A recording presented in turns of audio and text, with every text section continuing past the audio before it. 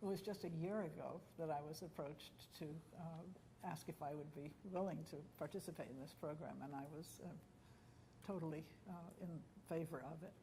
Like writing a piece for the kids this age who don't really have a library of music that's dedicated to it. It's kind of stuff that's too old for elementary or too young for high school, and it kind of fits in this pattern.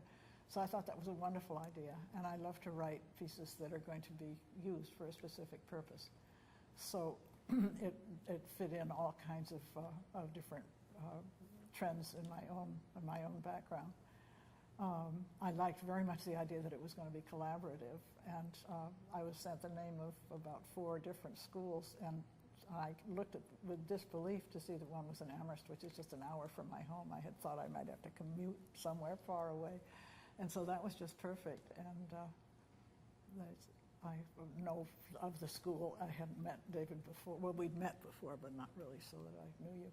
And so we had a very good time consulting at first about what it could be and going through the questionnaires that the kids had filled out about what kind of song they would like, thinking that if there was something written for them, and they had all kinds of answers. And of course, most of them wanted a song like whatever their favorite pop song of the moment was. But others said wonderful things like, I want a text that means something. I thought, really, that's a wonderful comment. And others wanted a variety. Some of them wanted it slow, and some wanted it fast, and some wanted it very rhythmic, and some wanted it kind of dreamy. And I like to cope with that by writing 3 short pieces rather than 1 long one, so you get your varieties that way.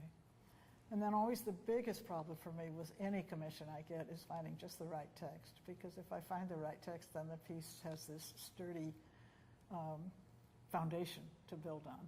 And I can't start writing the music until the text is really secure.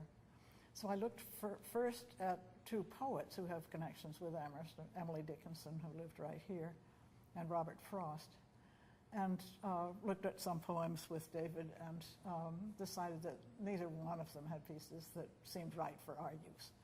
I love both of them as poets, but it just didn't resonate. Then I started looking at folk songs and did a whole lot of searching around for folk songs and found some that I really liked. But it's very hard to find any American folk songs that people haven't been setting for a while, and so I didn't want to go into that route.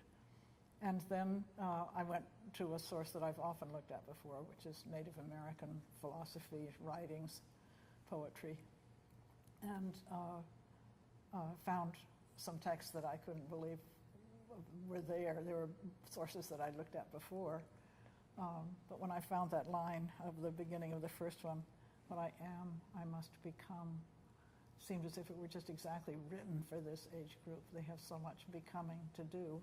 They don't know yet that that's true for all of us, all of our lives. We are always becoming. And so that kind of feeling, and then the one about a song woman for the girls with a really the rhythm of their daily work. And then one, I was thinking of the boys particularly, though all of them sing each song, that was about trouble. When I'm in trouble, I dance.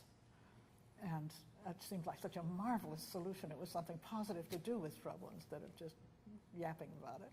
So I liked the text very much for them, and once I had the text selected, the music came very quickly. But I did have a chance to consult with David about that too, about writing for the middle school boys' voices they're going to be changing probably during the years that they're here. So they go from a treble voice to their bass voice, and if they can sing the low notes, that's all they want to sing. They don't want to sing any high notes again. And so exactly which notes to use where to set the boundary. And the girls, very easy for them to do 2 parts and keep the boys in 1 part most of the time.